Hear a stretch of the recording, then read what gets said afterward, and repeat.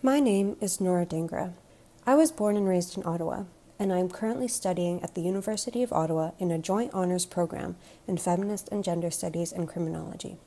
I have an older sister who also attends this university and a blind, diabetic, 10-year-old dog. I have found a passion in social justice and human rights. In Dr. Strangelove's Introduction to Media Studies course, we were asked to produce many different art projects. Here is my attempt at a self-portrait with absolutely no artistic talent. As you can see, it is a mirror selfie of myself in front of my bookshelf. As you may have guessed, today I will be presenting you my research report. I gathered all the data presented in this report in various assignments assigned to me, and I conducted my research partly on U Ottawa's campus, but also at home. I wrote all the field reports in separate Word documents, which left me with a crowded file folder for this course, as you can see in the picture provided. Dr. Strangelove also asked us to provide our screen time usage in most of our field reports. This led me to realize that I use my smartphone for long periods of time, mostly on the weekends, but during the weekdays my screen time is much lower. I averaged 5 hours and 54 minutes of screen time per day. My average is not surprising to me because a screen time of approximately 6 hours is normal for people my age who have grown up using these devices. As already mentioned, this course required artwork to be created, and out of all the ones I have put together, my favorite artwork is my collage inspired by the Black Widow movie. I am a big Marvel fan, and I had so much fun putting this collage together. I loved it so much that it is now hanging in my room as its own poster.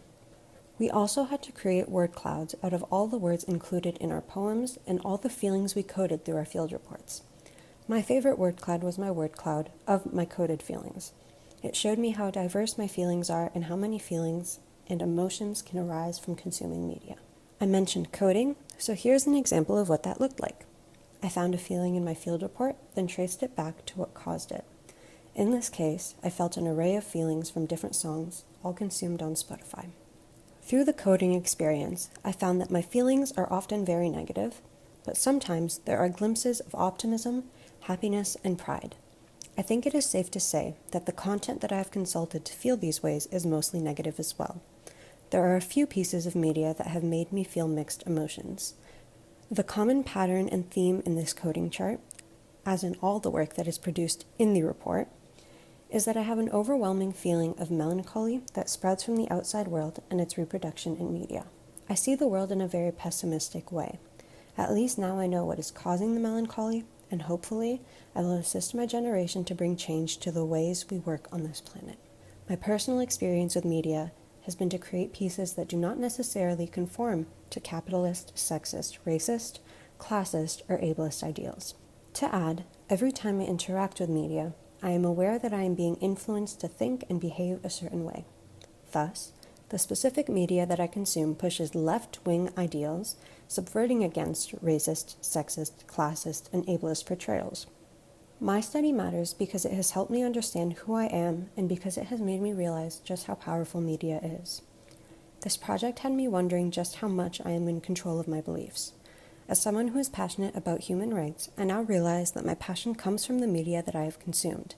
I have a desire to subvert the injustices in the world that have been made clear to me through media. Thank you for your attention, and I hope you can discover just how powerful media is through your own ethnographic research.